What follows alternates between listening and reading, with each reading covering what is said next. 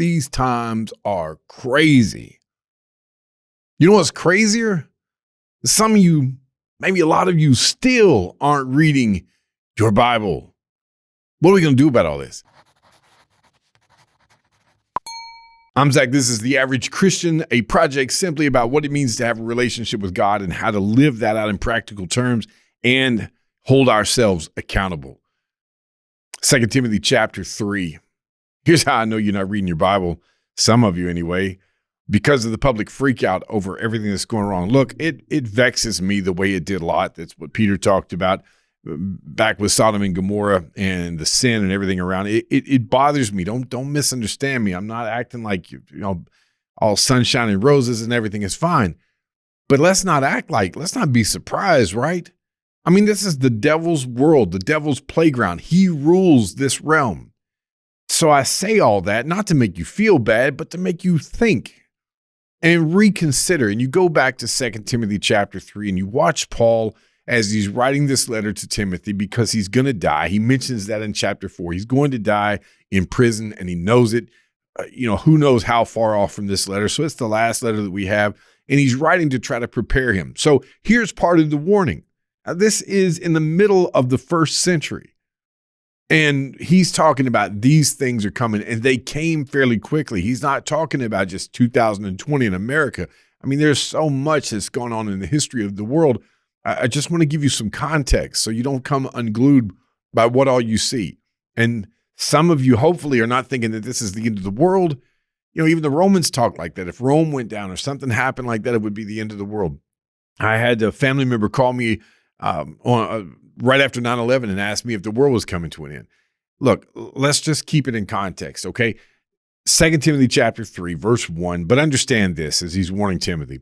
In the last days, now they were in the last days then, as far as if you want to use the word dispensation, these are the last times. This is the last testament of Jesus until he comes back. So we've been in the last days for a long time. There will come times of difficulty. For people will be lovers of self, lovers of money. See if this sounds familiar.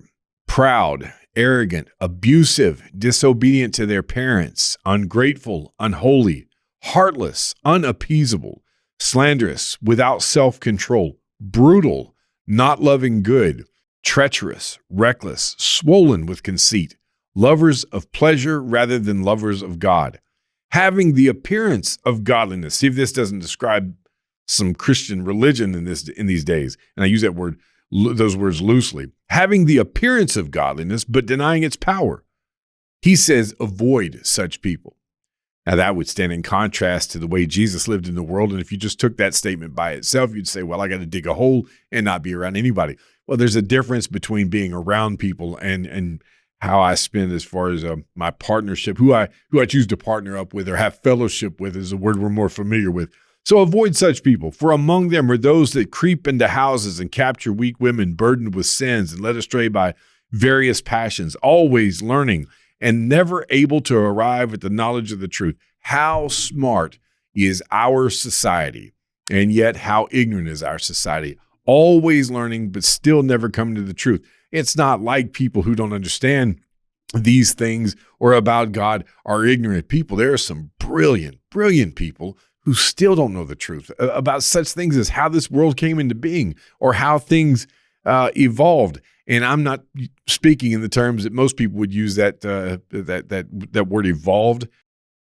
So all this learning going on and still not coming to the knowledge of the truth, just as Jannes and Jambres opposed Moses, talking about the sorcerers there in Exodus chapter 7. So these men also oppose the truth. They look like one thing and yet another. They're fakes. They're frauds. They look smart. They look religious, some of them, and they're still not what they claim to be. And it can be overwhelming. Let's be honest about that too. I understand. I'm talking to you about not being surprised, not coming unglued. Look, I feel overwhelmed at times by what our society looks like and the future and what it may or may not hold. But he says, these men, they oppose the truth, men corrupted in mind and disqualified regarding the faith. But they will not get very far. And what does he mean there? They won't get very far. Does that mean they're going to be overcome? They're never going to be successful? I don't know that it means that given the history of the world. Evil succeeds. There are a lot of evil people, even evil governments, evil nations and civilizations and society, at least for a time, to succeed, if you will. Now, regarding the end of time, evil's not going to win. The devil's not going to win. But let's look at it perhaps in just a little different way. Let's look at it and think about this personally. If Paul is warning Timothy personally, maybe I can look at it in the same way as if he was writing to me, and he was. These words are from God. They will not get very far. Their folly will be plain to all, as was that of those two men. That's again Jannes and Jambres in Exodus. We're going to know they're not going to get very far. Let me say it like this. Perhaps he's saying they're not going to get very far with us. Why? Because we know the truth. All of this is happening. All of this is falling apart. There are so many people with so many of these descriptions that fit these descriptions, but they're not going to get very far because we know what the truth is. They're not going to get very far in trying to convince me or trying to deceive me, because I know who the truth is and what the truth is, and that's the point.